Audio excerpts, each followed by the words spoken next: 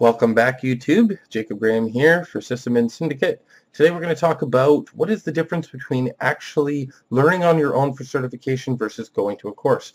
We're going to talk about that. We're going to talk about what I did, my personal experiences, and what's the best choice for you guys. Let's take a look.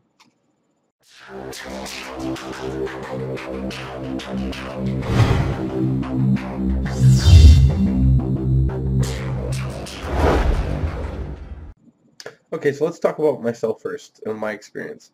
I went to college. I went to college for 2 years, and I studied, I did an A+ program first, then a Network Plus, then a Server Plus, then a Security Plus, then I did Business Planning and an MCSA Server 2003 course.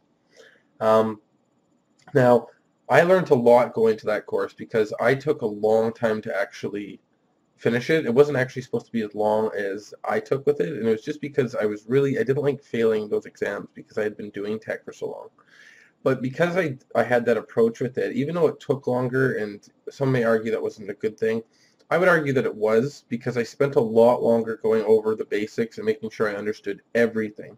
When I finally went in to take my A+, and then later my other exams, I just aced them. So I think it was really good that I had that kind of foundation.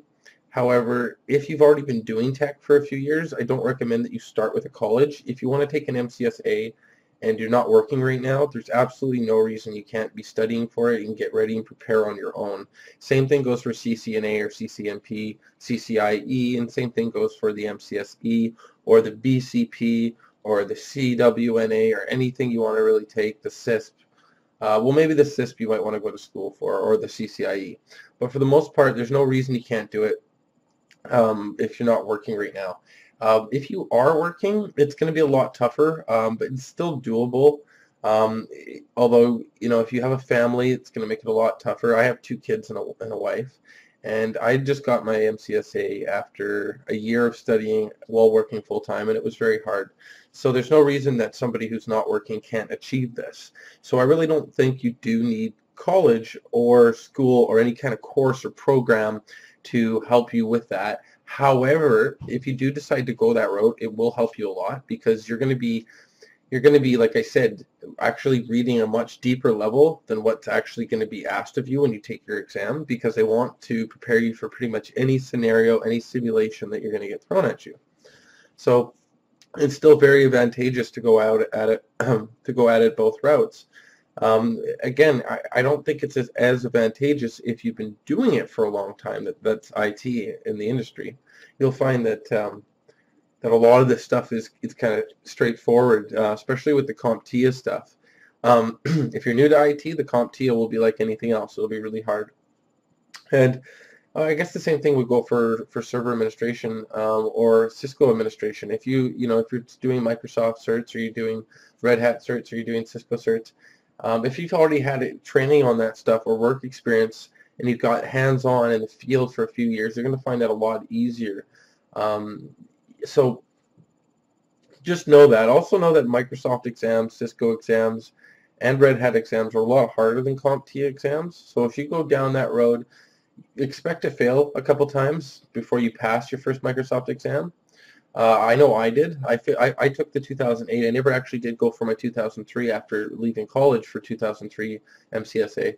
But I did try to take the 2008, and I failed twice in a row.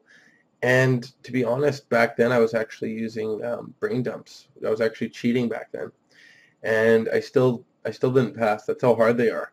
And that's what a lot of people said. Since the MCSE's gotten a lot harder, it's almost impossible to brain dump. I don't think that's true.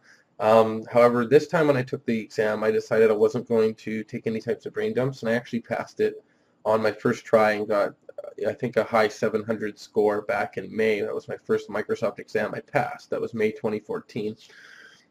So, now I've got my MCSA in Server 2012, and I'm studying right now for Exchange. However, I am taking a bit of a break off. So I do think, like I said, just, not to kind of sound like a broken record, there is value in doing it both ways, but it's really up to what you want to do. How much do you want to know about a certain subject? You're definitely going to get driven in much more if you go to a college course. And same thing if you go to some kind of boot camp. Boot camp might not go as deep of a level, but they're going to they're going to really put in your brain the core basics.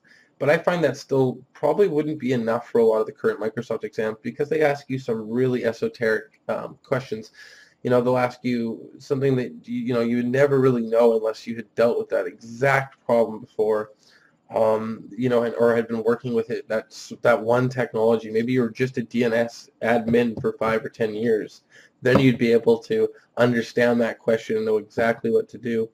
But it's not enough to just know how to set up DNS, set up DHCP, set up Active Directory, set up a domain. That's not enough. You got to know every single thing about this product, common errors. You got to know your event IDs. You got to know your PowerShell. And they throw a lot of curveballs at you, and a lot of questions too aren't just simple as multiple choice. They might say A, B, C, D, E, F, G, H. Pick 3, and what order do you run these commands in or do these steps in? And those are some very tough commands too.